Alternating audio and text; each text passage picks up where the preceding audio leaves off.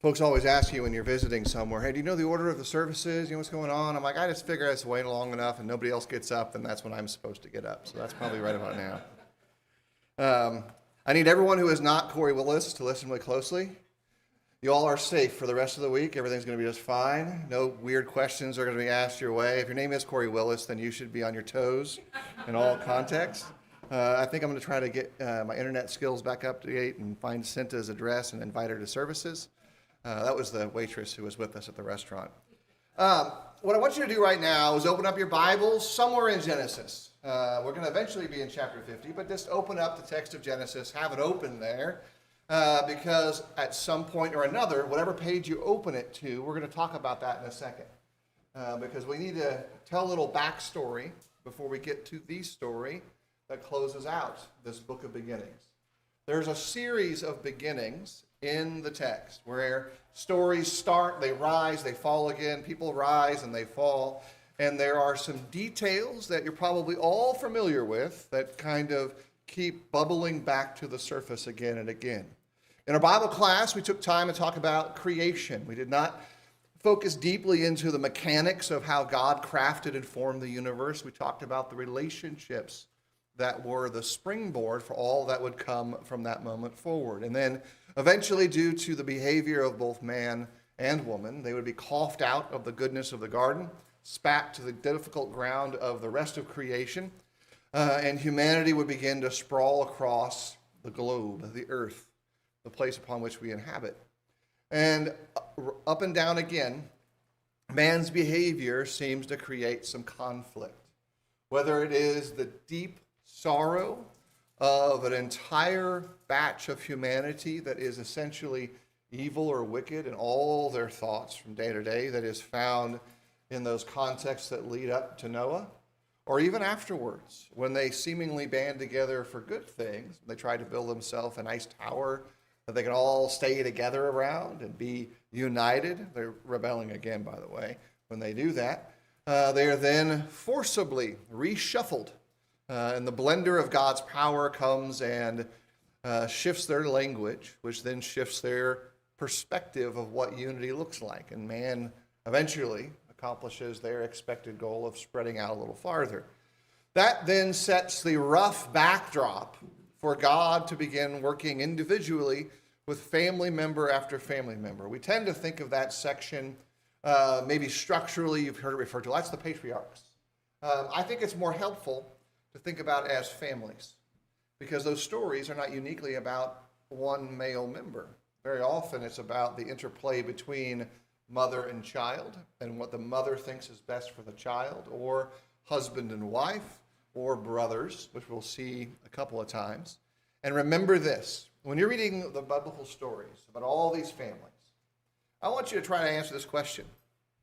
Which of these families would you be willing to ride in, I'll use my own experiences, a 1980 Ford Pinto, maybe a 79, bubble window?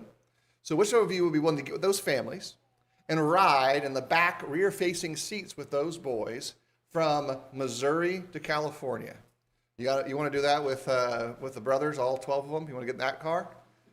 You want to be in there with Abraham? I don't want to be with any of them because they're all like me. They're giant messes, and I'm going to need all the room I can get.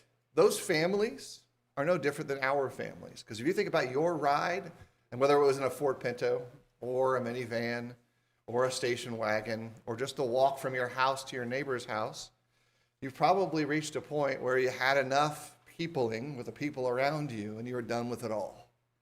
And that's some of the stories we see there too, because these families, whether a patriarch is the key player or a mother or a daughter or a son or brothers, are telling us the story of our own lives and our own experiences. And one of the most powerful things that takes place in the story of Joseph is the repeated echo of a song of forgiveness. There's this song that goes in there. You may have seen this before, even done this. We tend to take these individuals from the Old Testament stories and turn them into a two-dimensional superhero. And we'll get a little sticky place and we'll slap them on a wall somewhere, maybe in a VBS. Look at how great they are. And that's where the skill that I talked about in class comes in. We become careful readers of the Bible, and they go, hey, wait a minute. I don't think this guy that you've got as a superhero is anything like I want to be. Like most of them are really kind of flawed because we're really kind of flawed. Joseph is the same way. Joseph has some things about him that are tremendous parts of the larger biblical story. But for sake of convenience, I want to shrink his life down to a couple of short, I won't say they're memes, but they're almost memes. And by the way, if you don't like memes, remember this. This is an image that can be stuck in your mind. A meme is essentially a parable. There's no difference between the two of them. And for those who are in the right age demographic, since Jesus taught nearly exclusively in parables, that then makes him what? Well, he's the original dank meme master. And so if you know what that means, you've now been educated. And if you don't know what that means, and someone laughed in the audience, you go to them right now, and you say, hey, tell me that. Why was that funny? And if it wasn't funny, well, that's my fault. I think it's funny. But that's what it is. He's using an image to tell us a story, a picture. This picture says, here's something else. Well, the story of Joseph is Joseph starts as an Israelite boy. Everything that they might think about what makes him uniquely familial as a cultural Israelite and kind of what might become a spiritual Israelite and the progenitor of ethnic Israelite context. But he becomes basically a bad song from the 90s. He eventually walks like an Egyptian. And so eventually, he starts looking like the Bengals. That's the song. That's a little context for you. And he does all the moves. Because when we see him as an adult in the place of his highest position of power, he no longer looks like one of them. He's got the attire and robe of a powerful Egyptian. He behaves like an Egyptian. He's married into an Egyptian family, counter to the expectations that will eventually be codified as law for a unique family space. And in that context, he has all the power of the great might of the Egyptian empire in his hand, and it actually plays out that those are the things that are actually creating this story for us, because as much as the brothers, we'll see at the end of this story, are in need of forgiveness, the opportunity for it only comes because the big brother, once again, protecting the entire family a second time, has actually engaged a pathway to real forgiveness.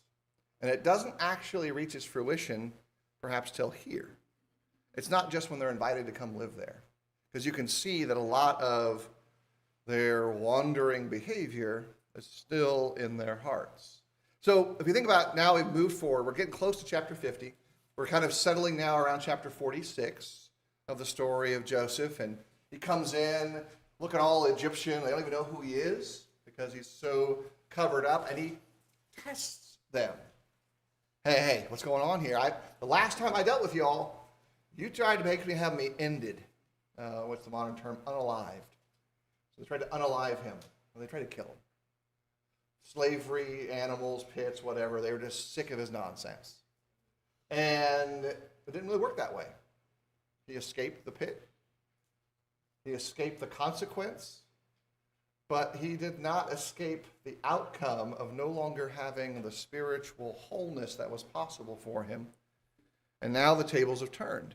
He's in the position of power. And so he tests them to see what they're all about. Their behavior towards him is essentially they start lying to him, and he lies to them. That's not a great bridge, right? Like, we're going to build a family back together again, and we're going to do it on the foundation of lies. No, he's not. Oh, he's back there. He's not with us. Oh, he's fine. Everything's safe. Oh, you're safe. Everything's fine. I don't know who you are, but I do know who you are. But you don't know who I am. Like, that's not going to create wholeness, right? There's a whole bunch of lies in the box. Eventually, Big Brother comes in and is the vessel of first forgiveness that takes place. He brokers an opportunity through his own willingness to sacrifice himself for the better of others and say, no, don't do this. Take me instead. Doesn't even know the full story of what he's doing, But it's also, by the way, a type of what we see later in Jesus and others who are willing to sacrifice themselves for others. That then opens the door for a layer of forgiveness to take place. And you see Joseph shed his Egyptian ways. Takes off the costume, takes off the facade. He actually becomes a great illustration of what Jesus is talking about when he talks about the scribes and the Pharisees who are hypocrites, who are play acting at a thing, but their heart isn't really anywhere. And so he sheds that mask. And you would think, especially if you've ever watched a Disney movie or a Hallmark movie, which clearly all of us have, right? Because that's another thing you're contractually obligated to have done at some point in your life. That everything's going to be great, you know. All of the serviceware and, house furniture is going to turn into people, and everything's going to be wonderful. That's not actually how things work at all. Disney endings don't actually exist in the real world. That's why we like them. That's why Hallmark, I think, is so good. It's not because the plots are predictable. It's because the outcome is happy. And movies should make us escape our own reality and make us feel better about things for a little while. It's what entertainment kind of tries to do. Well, that's not happening here at all. Because you would think that real forgiveness is taking place when the family is physically united. They're all in the same place, and they get to see each other, and they have all the hugs and the crying outs. Well, as you notice in the story, when we were starting to read into now Genesis chapter 50 and verse 15, the brothers haven't really accepted their new relationship yet. They don't feel like they've been forgiven. And they haven't actually given forth fruits of repentance either, if you're talking technical terms. Because they look at the circumstance and they go, you know what? Dad's dead now. We know that Joseph loved Dad, and I think Dad was keeping us alive. But if Dad's not there, we are straight up done for. So this is what we're going to do. Now, I want you to put a pin in that for a second. We're going to come right back to it. This is where you do those personal inventory moments. And you said, now, you may not have done this, but I can guarantee you in one of your interpersonal relationships, you have felt this way. You have felt that you didn't get forgiveness, you hadn't given forgiveness, or somewhere in the middle. And so you began to think through, well, is there any way that I can manipulate the situation to make sure that it doesn't get worse? What can I not tell them and keep myself out of trouble? What can I tell them only part of the things about and make sure everything's okay? And I'll use an illustration of me because I'm the dumbest person in the room and the easiest to make fun of. And talk about my childhood. Years ago, this was age 17, so it's a long time ago. Long enough that I didn't have to wear glasses and I could read things, reasonable distance from my hand. And I had been at a party with my friends at high school. I actually wasn't doing anything wrong. Now, the party wasn't that way, but I was present. That party was broken up by the police because there were underage drinkers there. And what do the police do when that happens? They start calling parents, calling moms and dads, and they check people for sobriety, and I was completely sober, hadn't done anything wrong there, and passed that test, and they called my parents, and they said they were sending me home. And I took people home from the party because I was a sober driver, and they said, you can take these people home, you're not getting arrested tonight. I'm like, so I escaped the hammer that time because I was dumb and made it out. And my mom started saying, like, why are you there? Why'd you end up there? And I, in my ignorance and folly, looked at her and said, hey, Mom, don't ask questions you don't want the answers to. That's dumb boy behavior. Now, you think about that. I was trying to escape explaining myself. Now, keep in mind, I had not been drinking. I actually was not a drinker at that point in my life. I did engage in stupid behavior of other kinds. I've never been a drinker. My family's experience with alcohol had already trained me beside of spiritual things that alcohol is stupid, unwise, and not fit for the adult behavior that a real adult looks for, but separate issues. I hadn't done that. I hadn't broken any laws. I wasn't doing anything wrong. I hadn't been present at a place where others had broken the law. But rather than explain myself to my mom as to why all these things had happened, I used that. It did not go over well. I eventually had to explain everything, and it was extracted from me, pulled out of my soul. Had I just been open about it, I would have probably been in trouble, but I would probably gotten a stern talking to, and I probably would not have lost access to my car keys for the period of time that I did. Because as an adult thinking back about it, I really hadn't been that dumb, but I felt really dumb. And rather than admit it, I started making excuses. Now, I want you to think about your own experiences. You've probably been there. And if you haven't, well, that's just tomorrow waiting to happen. We'll be there. That's just how it is for us. So these adults, and me as a youth, and you at some point in your life, have probably all sat there and said, okay, so this is what we're going to do. This is the story we're going to, everyone get our story straight. That's what they're doing. They're getting their story straight, as we sometimes see people do. And they're like, okay, this is what we're going to tell them. What's interesting here is Joseph does not even care about the story. Probably because his heart has already been broken enough as it is. Now, the adult level, we can see that he goes and then weeps. You look at this in the text in particular, in verse 17, the last clause. Joseph wept when his brothers came to him. I want you to think for a moment why he would feel that way. He's in a position of great power and authority. He's begun the process of mending his relationship with them.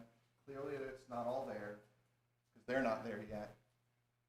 How would it feel if someone came to you and said, hey, you need to forgive us because Dad said so?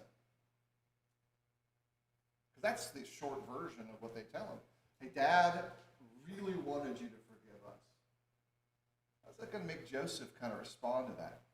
Why would I need it? Like, I'm already forgiving you. I brought you into the land. I gave you everything you needed. I gave you choice land. We're taking care of you, taking care of the family. We should be grieving the loss of our father. And yet, you feel the need to come to me with this slapped together story. I will suggest to you that this is helping us understand that in all circumstances, the story of Joseph is actually helping us get at our challenges, not only with our relationships, but actually understanding how God sees all of this. This story illustrates to us that God cares about us deeply, and he's beginning to show us things before we even knew that they were happening. There are three things that Joseph comes back with in this text that are going to be potentially informative and perhaps transformative when you begin to think about your relationships with others, but most specifically in those close interpersonal family settings. Whether it's a brother in the church or a family member in your home, it's someone you're close to. But those three things, those three ideals or concepts are this. Number one, verse 19. Here's the sermon before the sermon. You're going to see it again in the sermon itself. Verse 19, am I in the place of God? It's a question to ask when you're thinking through things. Second thing in verse 20, you intended this for harm, but God intended it for good. Third thing, verse 21, I will provide for you and your children. Those are powerful truths spoken from the heart of someone grieving for the loss of their father, but having to deal with the interpersonal relationships that take place in life.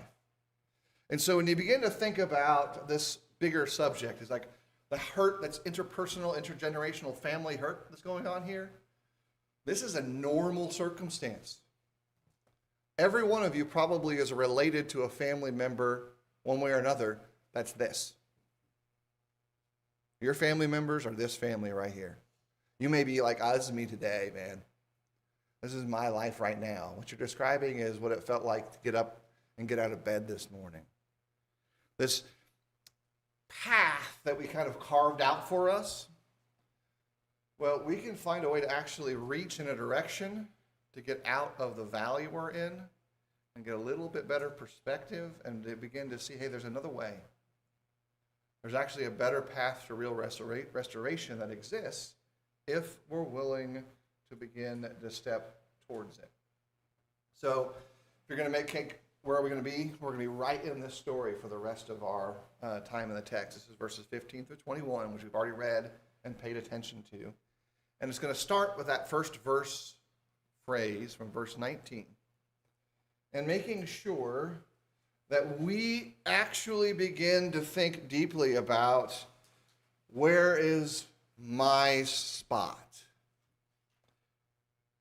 Am I in God's seat?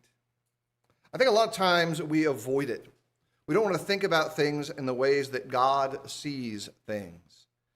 In part because we're protecting ourselves. Because we don't certainly want to be like Adam and Eve were in the garden and thinking we've got it figured out. That fruit over there is just like any other fruit. It looks good to eat. I should take it. And once we've done that, we have become like them in a little opened perspective and realize, hey, wait a minute. Maybe I made a decision that has now caused some problems. Most of the time when we get in similar situations like Joseph's and his brothers and Adam's and Eve's and Moses when he lies and every other patriarch or person in the families of God's peoples, we find that these problems exist because we have tried to sit in God's seat and decide for everybody else how this will be. The illustration that I hear often today is kind of the same thing. Someone will say like, people in the past, they really accepted the Bible entirely, but we seem to just know so much better now. There's a fallacy that exists that whatever we are right now is the pinnacle of everything, that we understand everything super perfectly. Realize this, in about 30 years, or 50 years, you get to pick which one, you will likely have children or grandchildren who look at something you've done all your life because it was the only right way to do it, and they'll look at you and go, yeah, Grandpa's kind of dumb, but we love him anyway. And how do I know that's true?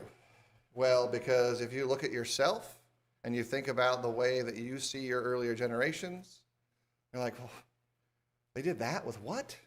Why would they do that? Doesn't make any sense, because now we know better. Here's the thing. That's a normal existence. If you go back and read letters from antiquity, all of them thought of their prior generations the same way, and none of them thought the future ones were going to get any smarter than they were with any kind of regularity. That's because our view in those settings is only as tall as we are.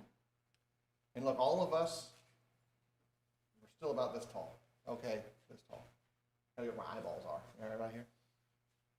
But even if you're this tall, I can only see like 6 inches higher than most of you. And you can get a ladder or a helicopter and get above me in no time.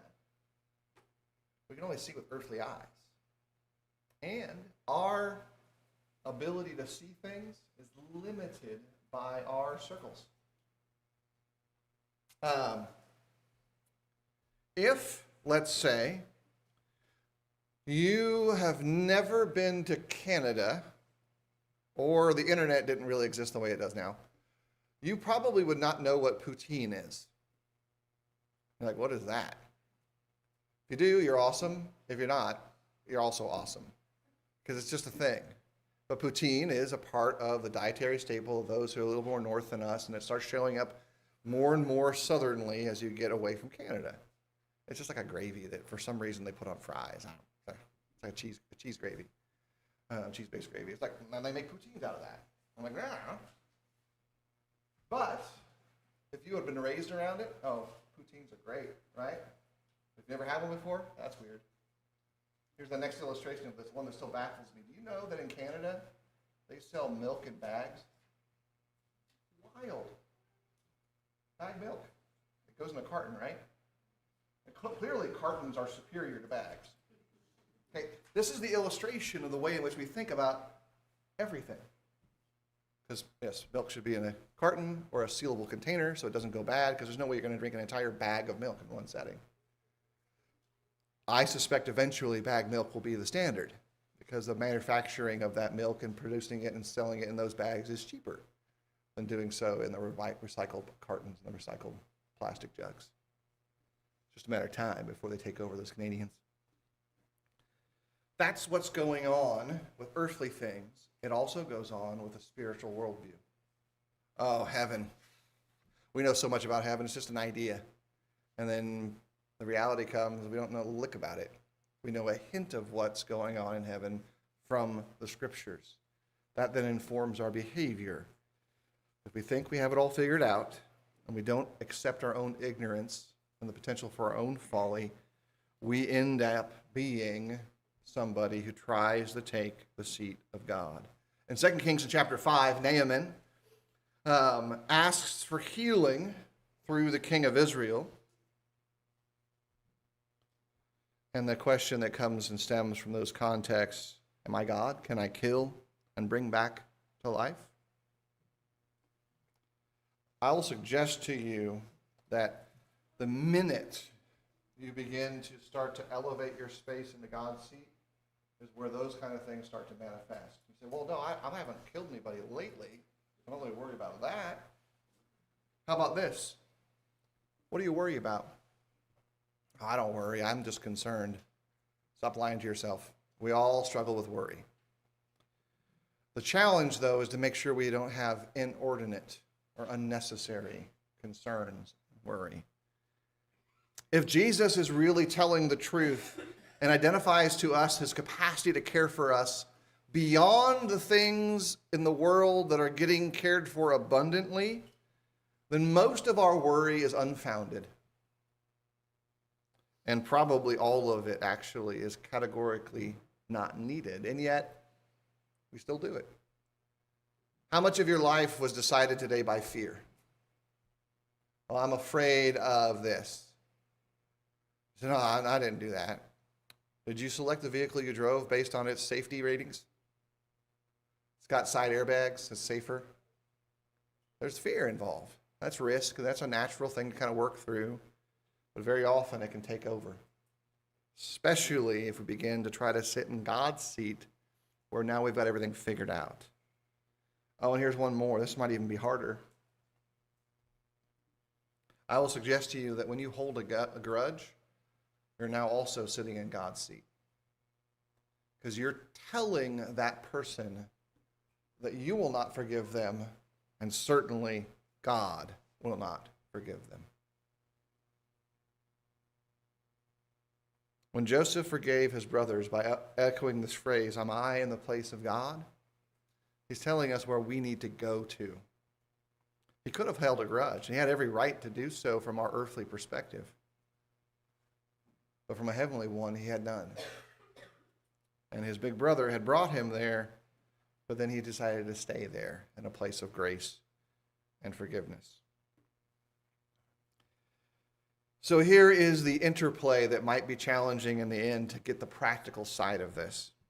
The Bible tells us with clarity and certainty that we need to develop ourselves to become like God, to be like Christ, to be like the divine representation of humanity upon the earth. And so that means then that the fastest way for us to become like God is to refuse to take his place. I need to be like God, but I cannot sit in his chair. I need to be like Christ, but I cannot make his decisions for him. More colloquially, we say, I will not whittle on his end of the stick. That's his decision, not mine. The first mark, and maybe the most notable mark of a transformed heart that is genuinely transformed by God's grace and great humility, is choosing not to sit down in the seat that belongs wholly to God. The second thing that happens is there's a change of perspective when you do that. There is an attempt then to put on a set of spectacles or to climb out of a valley and begin to see things in a different way. People tell us that there's only like two classifications of people in this area. There are optimists and pessimists. And I am intentionally, not organically or naturally, but intentionally, a ridiculous optimist. There's no reason to be optimistic about a lot of things. It doesn't mean that I don't acknowledge or recognize sorrow. And I don't even think we fit wholly into these categories as some would say you would likely do. But I want you to think about why we might want to have a hopeful view of things. When we're in the valley, whether it be the valley that's shadowed by death that David talks about, or a larger valley that we just don't think we can escape our current circumstances and everything's already predetermined for us and there's no hope of anything ever changing. If you just took a two-step journey up the side a little bit, you begin to see things a little differently. You're like, hey, I'm not actually in a valley. I'm in a wagon rut. And it just felt like a valley because the ruts are a little taller than I am and I couldn't see over the edge. And I'm not really in a valley per se. I'm just actually going up and down in life. And right now, things are a little harder than I would like them to be. This is exemplified by Joseph's statement, "You meant it for evil, but God meant it for good." I wish I could tell you, especially those who are younger, that there's a magic way to forecast when this will happen. But there is no magic 8-ball that's going to tell you when you shake it, here's the answer, and this is how it's going to play out. But I can tell you with a few years, a little curvature of the spine and some weight on my journey, that God definitely does work this way. My sophomore year of high school, I decided that I needed to hit people more often, and I decided to add football to basketball in my athletic endeavors. I was already part of the marching band as well, so I picked on myself enough, but maybe I just need to do a few more things. And loved playing football. I'm not classically built at that point to play football. I was this tall, but not this rotund. And so I had no defense against the linebackers.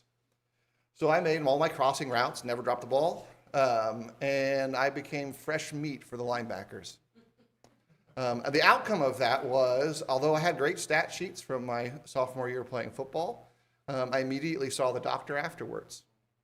And I have done, there's in your knee, God crafted this great system where there's all kind of structural support pieces, and one of them are these lubricators that make your joint works.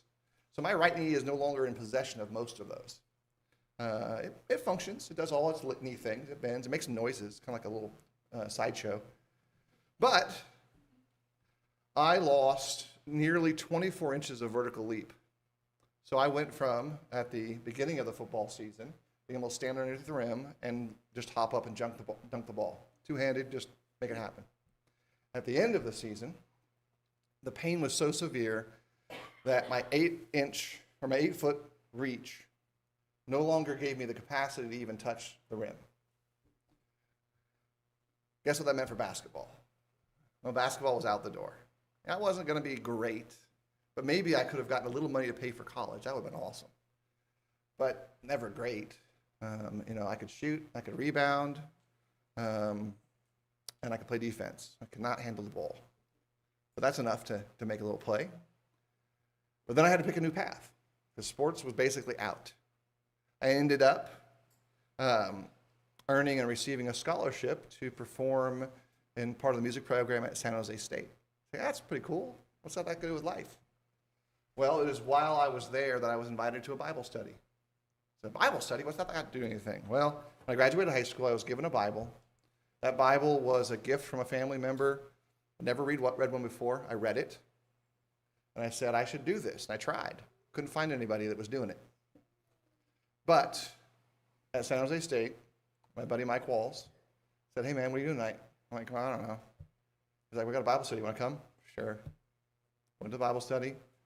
I have no idea what their plan was, but it turned into me asking them questions night, which then proceeded on a nice, pleasant evening in Northern California. I was baptized on a Wednesday evening and committed myself to becoming a disciple of Jesus. I said, where's God doing something good for me? I don't know exactly, but I do know that God's people were gracious and good to me from that point forward. And had I not hurt my knee, I would not have been there. There's no way that that door would have been the one that I stepped through. God's plans are interesting that way. His mysteries are great that way.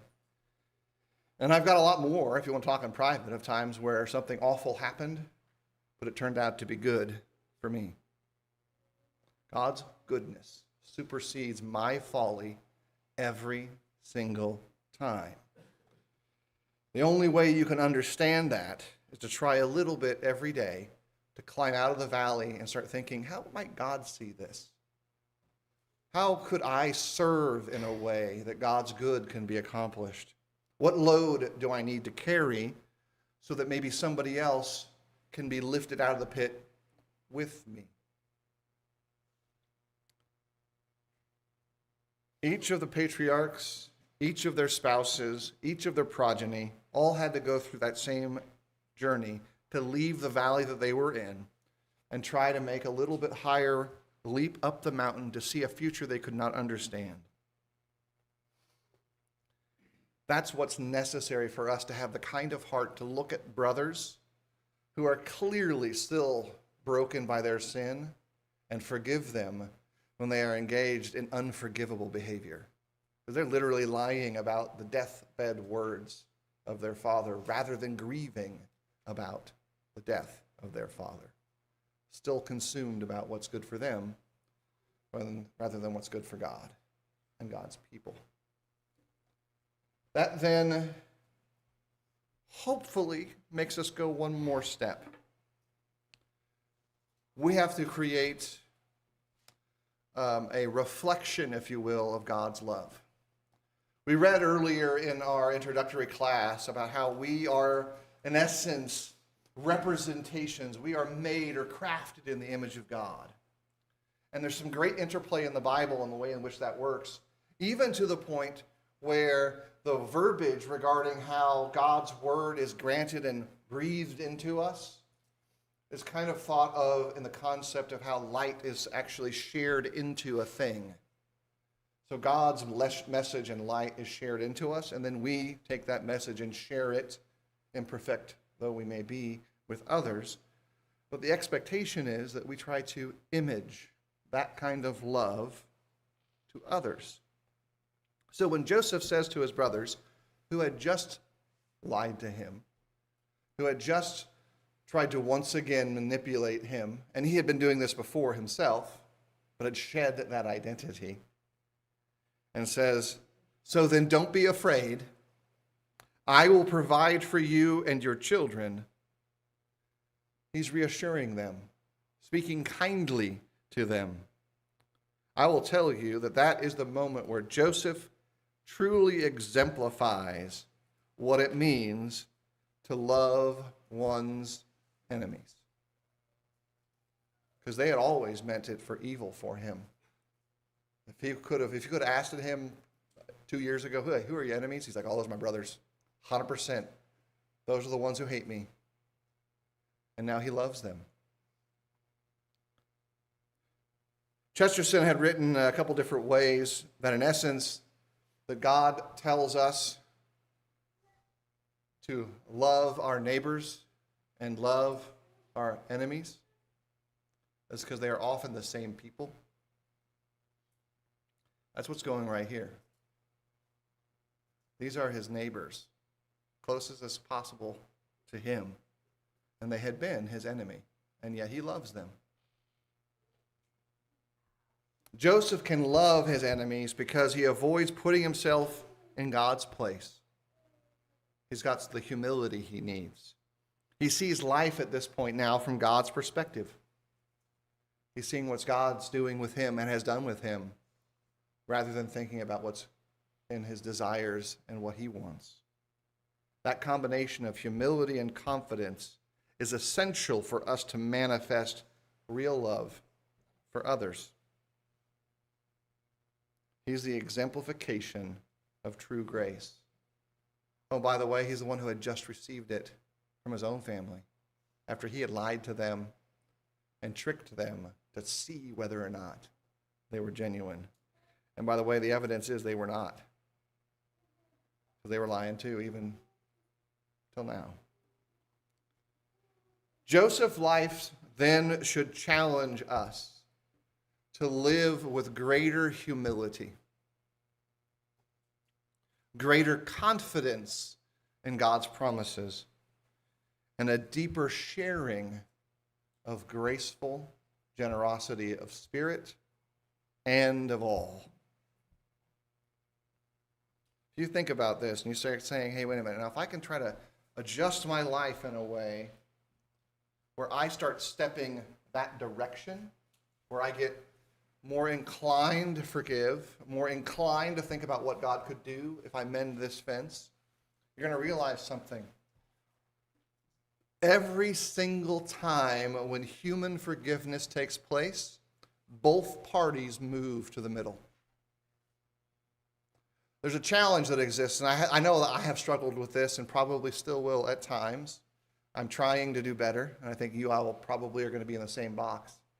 When I have been harmed and wronged, I want justification. I want clearing of myself. I want to have the announcement that said, he wasn't the one who did the problem, who did the thing. He's the one who was doing the right thing.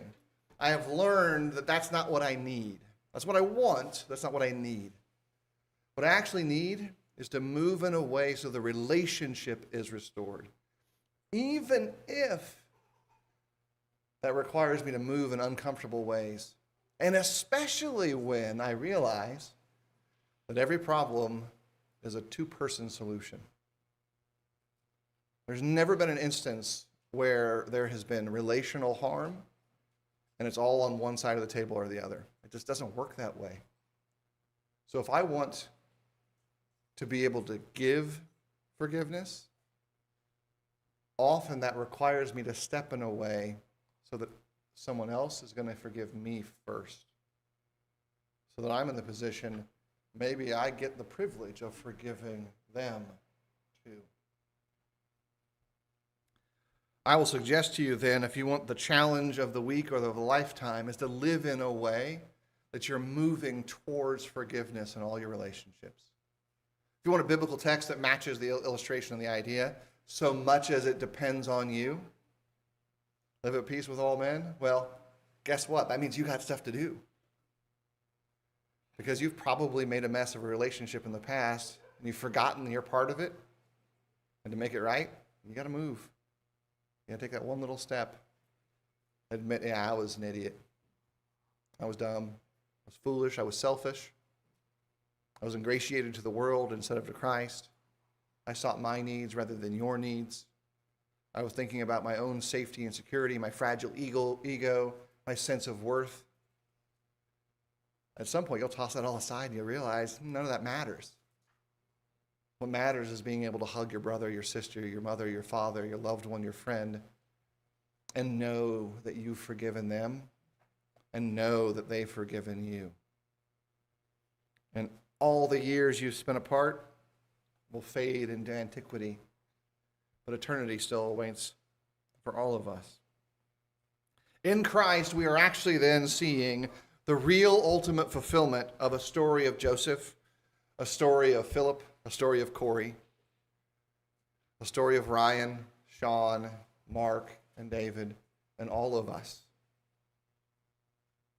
We're seeing our story play out. Jesus didn't simply resist temptation in order to return to this place of God. He willingly took on all the attributes that took place in his human existence,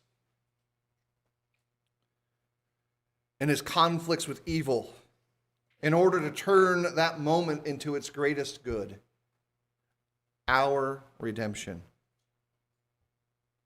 The cross and the story of redemption embodied by a resurrected and living Savior empowers us to live a life that mimics it.